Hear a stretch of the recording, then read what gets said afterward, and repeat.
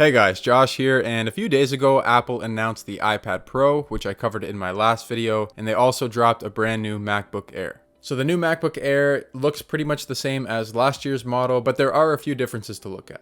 So we got a spec update, and Apple went with Intel's 10th gen chips, so you can expect up to 2 times better CPU performance, and they also went with Intel Iris graphics, so up to 80% faster graphics processing. You can now pick between 8 or 16 gigabytes of RAM, and they also finally doubled the storage capacity on the base model to 256 gigabytes, which is great, and you can upgrade that all the way up to 2 terabytes.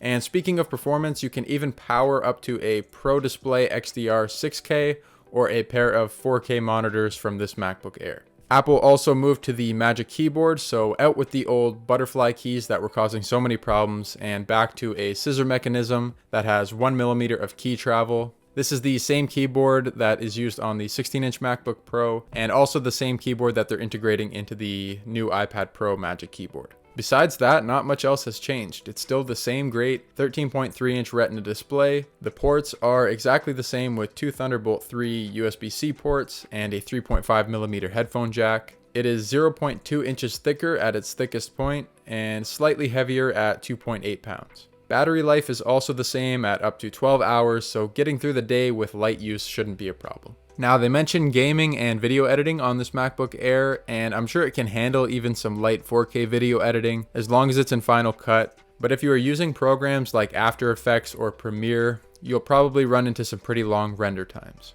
As for gaming, I wouldn't recommend this because it's not going to be able to handle most of the modern games that we play today. But for most things like browsing, streaming, and even some light photo and video editing, this will be a big improvement from last year's model.